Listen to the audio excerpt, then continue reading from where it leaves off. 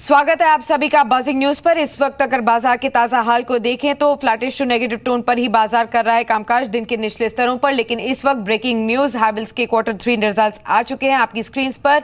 153 करोड़ का मुनाफा आया है और अगर आप देखेंगे जिस तरीके का हमारा अनुमान था, अनुमान से बेहतर ये नतीजा आया है। इनफैक्ट प्रॉफिट्स का जो फिगर है 110 करोड़ का हमारा अनुमान था कि प्रॉफिट्स रह सकते हैं, उससे बढ़कर 153 करोड़ तक का मुनाफा कंपनी ने क्लॉक इन किया है। ये आंकड़ा जो आया है वो हमारे अनुमान से कहीं ना कहीं बेहतर है और हरे निशान में आते हुए हैवेल्स का शेयर अब नजर आ रहा है। कुछ और फिगर्स जो है, नतीजे जो है अनुमान से बेहतर नजर आ रहे हैं। प्राइमा फेसी आय देखिए 1622 करोड़ तक के रेवेन्यूज कंपनी ने क्लॉक इन किए हैं। यहां पर भी अगर आप देखेंगे तो एस्टिमेट्स को बीट किया है।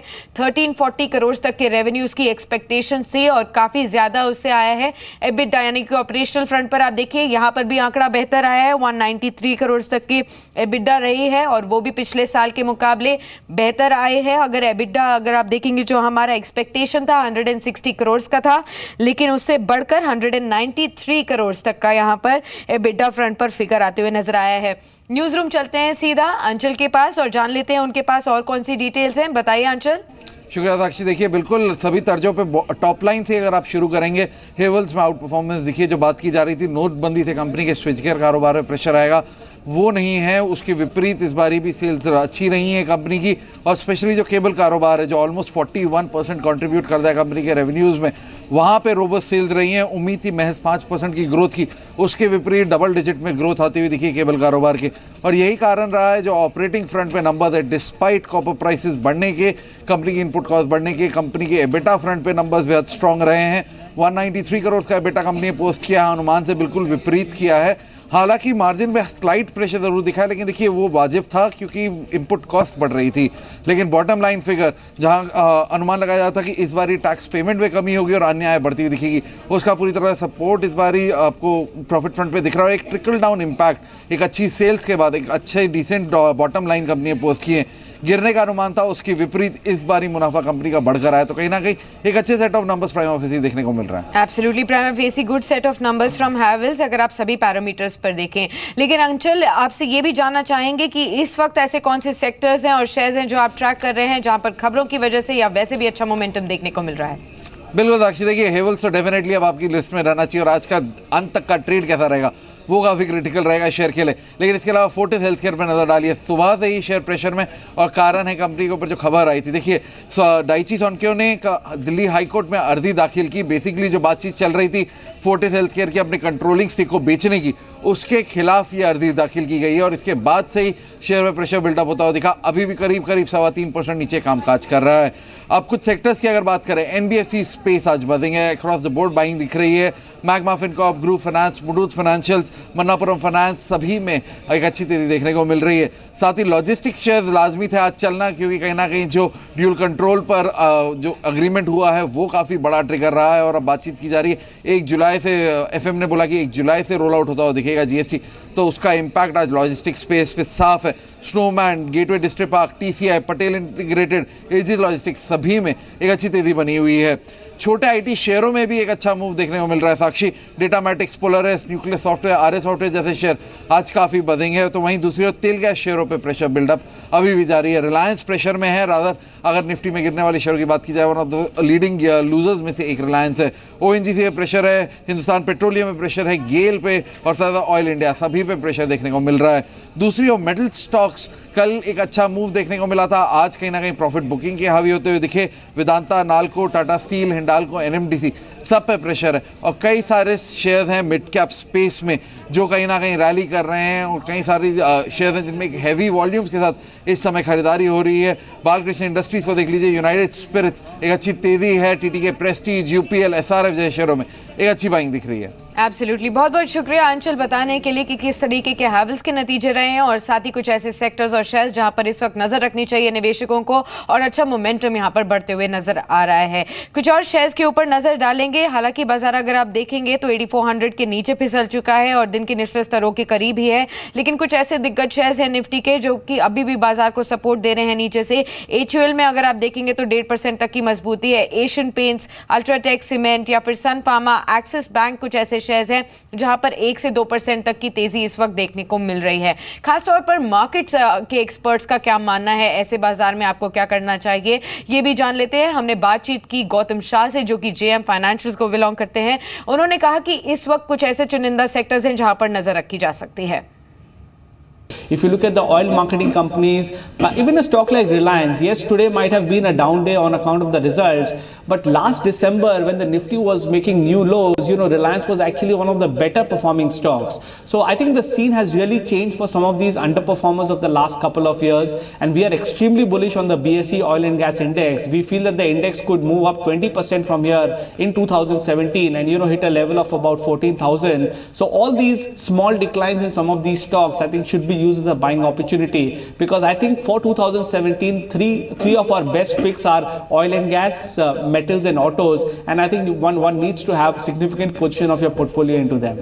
जी बिल्कुल, हालांकि ऑयल एंड गैस और मेटल्स में आज वीकनेस है, लेकिन गौतम शाह का यही मानना है कि लॉन्ग टर्म के लिहाज से इन दोनों ही सेक्टर्स पर बेट किया जा सकता है। हमने बात की श्रीकांत चौहान से भी, जो कि कोटक सिक्योरिटीज के हैं, और उनका भी यही मानना है कि ऐसे बाजार में क्वालिटी चुनिंदा स्टॉक्स में ही आप निवेश कीजिए।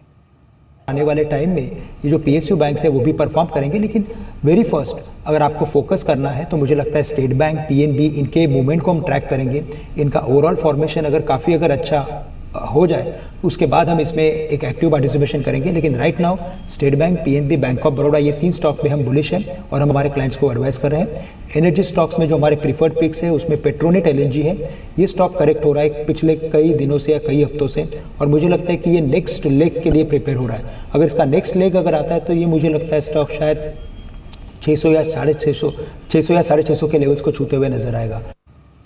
जी बिल्कुल, और साथ ही अगर बात करें प्राइमरी मार्केट की तो एक न्यू एंट्री होने वाली है। जी हाँ, BSE का IPO खुलने वाला है। 23 जनवरी से इसका इशू खुल रहा है, जहां एक तरफ माना यह जा रहा है प्राइस बैंड 805 टू 806 के बैंड के बीच में रह सकता है, वहीं ये भी देखा जा रहा है कि जो कंपनी है वो अपने इन्वेस्टर्स के लिए करीब 1200 करोड़ तक जुटा सकती है। ऐसे में हमने एक खास बातचीत की BSE के इशू पर कंपनी के MD और CEO आशीष चौहान से, जिन्होंने कहा कि कंपनी के जो 300 से ज्यादा शेयर होल्डर्स हैं वो OFS के जरिए अपनी हिस्सेदारी बेच रहे हैं। इस एक्सक्लूसिव बातचीत में मनोज धारा ने उनसे खास बातचीत की।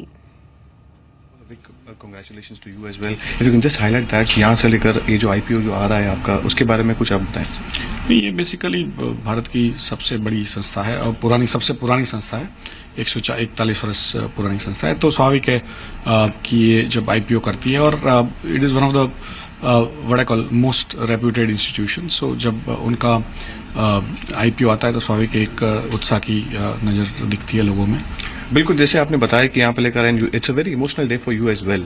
यहाँ से लेकर गोइंग फॉरवर्ड फ्यूचर ग्रोथ के लिए आप उसको कैसा यूज करेंगे, if you can just highlight that. See basically ये जो है ऑफर फॉर सेल है, जो करंट एग्जिस्टिंग शेयर होल्डर है, हमारे पास करीब 9000 से अधिक शेयर होल्डर है, उसमें से 300 करीब शेयर होल्डर्स अपना शेयर्स बेच रहे हैं। तो BSE के लिए ये कोई फंड रेजिंग की बात नहीं है, ये सिर्फ एक लिक्विडिटी इवेंट है हमारे जो करंट शेयर होल्डर्स के लिए। तो जो नॉर्मल ग्रोथ है आगे जाने के लिए, उसके लिए पर्याप्त मात्रा में हमारे पास जो फंड्स है अवेलेबल है। रिटेल निवेशकों के लिए आपको क्या मैसेज है? नहीं, ये बेसिकली एक तरह से BSE का जो इंस्टीट्यूशन है वो सब जानते हैं, और उस हिसाब से आप जब निवेश करते हो तो सोच समझ के और अपना जो भी स्टडी करना है वो करके यहाँ पर आप निवेश कर सकते हैं। मैं ये नहीं कहूँगा कि आप पैसा लगाएं, क्योंकि मैं खुद रेगुलेटर हूँ, as a frontline regulator BSE, तो उस हिसाब से हर इन्वेस्टर को अपने पैसे का ख्याल रखना चाहिए और ध्यान रख के निवेश करना चाहिए। One last question, international financial centre में आपकी एंट्री हो गई है, इसके लिए वो कितने ऑप्टिमिस्टिक है सर? नहीं, ये जो इंटरनेशनल फाइनेंस सेंटर है भारत के लिए बहुत उपयोगी होगा आगे जाके। जैसे हांगकांग ने चाइना के लिए बहुत सारा जो धन इकट्ठा किया है उनके इंफ्रास्ट्रक्चर और मैन्युफैक्चरिंग में लगाने के लिए, वैसे ही गिफ्ट सिटी जो है उस पर अगले 10-20 साल में भारत के लिए अधिक धन लाने की संभावना है। उसके अंदर जो इंडिया इंटरनेशनल एक्सचेंज जो BSE ने लगाया है वो एक तरह से काफ़ी इम्पोर्टेंट इंफ्रास्ट्रक्चर इंस्टीट्यूशन कहा जाना चाहिए, और आगे जाके कल ही उसकी शुरुआत हुई है ट्रेडिंग की, और 9 तारीख को माननीय प्रधानमंत्री जी ने उसका उद्घाटन किया था। तो मुझे लग रहा है आगे जाके जब ये गिफ्ट सिटी उभर के आएगा उसमें इंडिया इंटरनेशनल एक्सचेंज का भी एक तरह से एक भाग होगा। एब्सोल्युटली। इसी बीच दो और अहम रिजल्ट्स आए हैं आपकी स्क्रीन पर। ड्यूक ऑफशोर अगर आप देखेंगे रिजल्ट्स के बाद एकाएक अपने दिन के उच्चतम स्तरों पर पहुंचते हुए नजर आ रहा है। अगर आप सेल्स फ्रंट पर देखेंगे तो 2.49 करोड़ तक की बिक्री यहां पर नजर आई है। और खासतौर पर इस बीच आप देखिए NIT टेक्नोलॉजीज के भी रिजल्ट्स आ चुके हैं। NIT टेक्नोलॉजीज के जो सिक्वेंशियली रिजल्ट्स आए हैं आप उसमें देख सकते हैं मुनाफा 28.3 करोड़ का रहा है। पिछले क्वार्टर के मुकाबले अगर आप देखेंगे तो स्लाइटली डिप यहां पर नजर आ रहा है और शेयर पर रिएक्शन भी आप देख पा रहे हैं, करीब 1% नीचे अब दिन के निचले स्तरों पर कामकाज कर रहा है NIT टेक्नोलॉजीज। देखना होगा कि किस इनका जो रेवेन्यू फ्रंट है वो कैसे लग रहा है इस वक्त। टॉप लाइन फ्रंट पे किस तरीके के फिगर्स आए हैं, जो बॉटम लाइन फ्रंट है उस पर तो हल्का डिप जरूर देखने को मिला है। 28.3 करोड़ का प्रॉफिट इस वक्त NIT टेक्नोलॉजीज ने Q3 में पोस्ट किया है, जहां पर जो हमारा अनुमान था वो कहीं ना कहीं कंसोलिडेटेड बेसिस पर 68 करोड़ तक के मुनाफे का था, पर हो सकता है ये स्टैंड लोन फिगर्स होंगे। आई फ्रंट पर देखिए 383 करोड़ तक का यहां पर रेवेन्यूज कंपनी ने क्लॉक इन किए हैं। और इसके अलावा अगर आप देखेंगे सेम फ्रंट जो अभी आप देख सकते हैं, मुनाफा तो फिगर आपको बताया ही 385 से घटकर 383, यानी कि दोनों ही फ्रंट्स प्रॉफिट फ्रंट 1% तक का डिप पिछले क्वार्टर के मुकाबले यहां पर नजर आ रहा है। साथ ही रेवेन्यू फ्रंट यानी कि टॉप लाइन फ्रंट पर भी आप देखेंगे तो आधे % तक का डिप इस वक्त NIT टेक्नोलॉजीज के रिजल्ट्स पर देखने को मिल रहा है। दोनों ही फ्रंट्स पर थोड़ी सी निराशा परफॉर्मेंस देखने को मिल रही है और यही वजह है जिसकी वजह से आधा % तक का डिप इस शेयर पर भी देखने को मिल रहा है। दोनों ही फ्रंट्स देखना होगा किस तरीके से डॉलर रेवेन्यू आए इस वक्त देखने को मिली है। एबिट फ्रंट का फिगर आ गया है 307 करोड़ की एबिट कंपनी ने क्लॉक इन किया है। यहां पर देखना होगा जो अनुमान लगाया जा रहा था कंसोलिडेटेड फ्रंट पर 93 का था, लेकिन अगर आप स्टैंड अलोन बेसिस पर देखेंगे तो एबिट जो आया है 307 करोड़ तक का रहा है और ये 308 करोड़ से बहुत ही मार्जिनल डिप है। अगर आप देखेंगे तो सभी फ्रंट्स पर सभी पैरामीटर्स पर पिछले क्वार्टर के मुकाबले स्लाइट डिप आया है। ये आपको ध्यान में रखना होगा कि टेक्नोलॉजी कंपनियों के लिए जितनी भी IT कंपनियां हैं Q3 एक सीजनली वीक क्वार्टर होता है और उसमें अगर देखा जाए तो ये मार्जिनल ड्रिप बहुत ज्यादा सरप्राइजिंग नहीं होना चाहिए। चलिए लेकिन आगे बढ़ते हैं और अब आपको आज की एक और अहम खबर के बारे में बता देते हैं। उत्तर प्रदेश में कांग्रेस ने समाजवादी पार्टी से गठबंधन का ऐलान किया है और अगले 24 घंटे में यूपी में समाजवादी पार्टी और कांग्रेस के गठबंधन का आधिकारिक ऐलान हो जाएगा। गुलाम नबी आजाद ने इसकी पुष्टि की है और ज्यादा जानकारी के लिए सीधा अपनी सहयोगी अमिता पारुल के पास चलते हैं। अमिता, आपसे जानना चाहेंगे जो आज ये घोषणा हुई है, गुलाम नबी आजाद ने इस बात की पुष्टि की है कि उत्तर प्रदेश इलेक्शंस के लिए यहाँ पर गठबंधन हो सकता है कांग्रेस का और समाजवादी पार्टी का।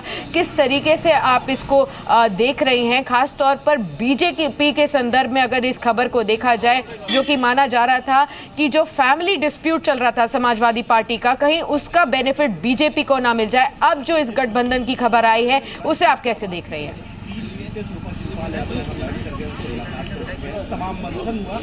बिल्कुल, देखिए जिस तरह से समाजवादी पार्टी में घमासान मचा था उसके बाद यूपी इलेक्शन की तस्वीर बदली हुई नजर आ रही थी। लग रहा था कि बीजेपी सबसे आगे बढ़त बनाए हुए है, लेकिन अब जिस तरह से साफ हो गया है कि अखिलेश यादव ही समाजवादी पार्टी के कर्ता धर्ता होंगे, वही अपनी अगुवाई में इस पार्टी को आगे लेकर जाएंगे। उसके बाद कांग्रेस ने इस बात का ऐलान कर दिया है कि गठबंधन अगले माफ कीजिएगा, गुलाम नबी आजाद इस वक्त कुछ एड्रेस कर रहे हैं, सीधा वहां चलते हैं।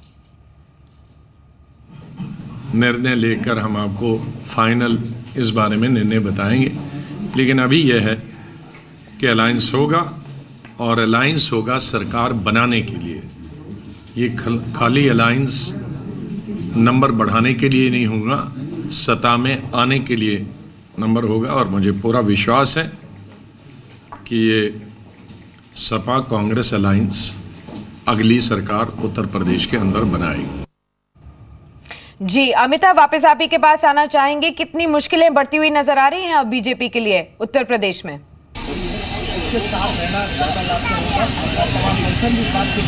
बिल्कुल, देखिए अखिलेश यादव पार्टी का युवा चेहरा है। यूथ बहुत बड़ी संख्या में इस बार 2017 के चुनाव में वोट करने वाला है और वो अखिलेश यादव से अपने आप को कुछ हद तक, काफ़ी हद तक रिलेट भी करता है।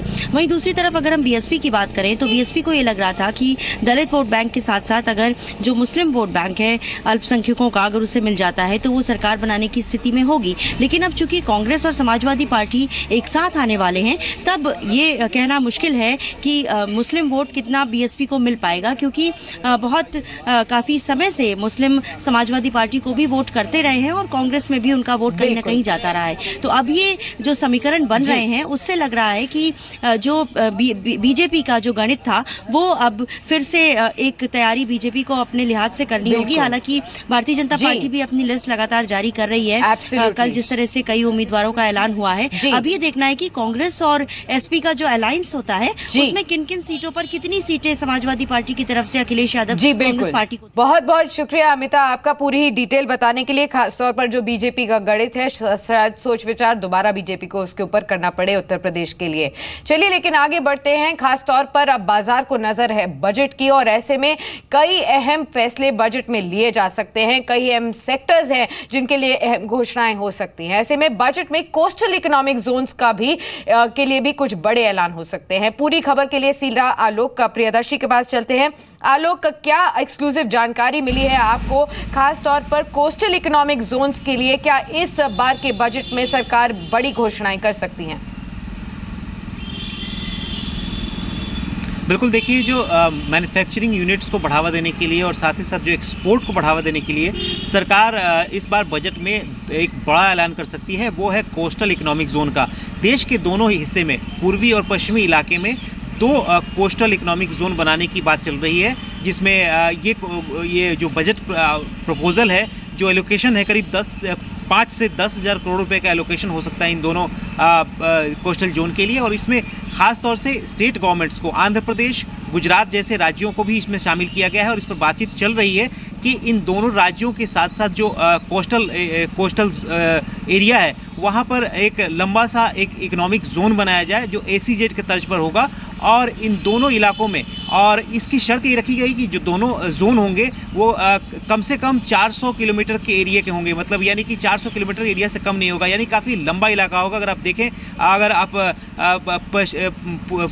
पूर्वी इलाके को देखेंगे तो आप देख सकते हैं कि जो मछलीपट्टनम, नेरोर और विशाखापट्टनम का इलाका है काफ़ी लंबा है, आंध्र प्रदेश से जुड़ा हुआ भी है। और दूसरी तरफ अगर गुजरात से आप शुरू करेंगे तो गुजरात, महाराष्ट्र, इन तमाम इलाकों में 2 कोस्टल जोन बनाएंगे। और इसमें सरकार कोशिश यही कर रही है कि जो भी मैन्युफैक्चरिंग यूनिट जो एक्सपोर्ट ओरिएंटेड होंगे खासतौर पर, उन्हीं को तरजीह दी जाएगी, उनको इंसेंटिव दिया जाएगा। और सीधी अगर नौकरियां देते हैं, अगर करीब अभी तय नहीं हुआ है कितनी नौकरियां देने पर इंसेंटिव मिलेगा, लेकिन ये कहा गया है कि जो लोग सीधी लोगों को नौकरियां देंगे उनके लिए टैक्स हॉलिडे का भी प्लान होगा, यानी कम से कम 10 साल का एक तरह से कारपोरेशन टैक्स से मुक्ति मिलेगी। साथ ही साथ ये देखना होगा कि राज्य किस तरह से इसको इम्प्लीमेंट कर पाते हैं, क्योंकि राज्यों को बहुत करना है। एब्सोल्युटली। तो काफी बड़ी घोषणाएं कोस्टल इकोनॉमिक जोन्स के लिए भी संभव है इस बार के यूनियन बजट में।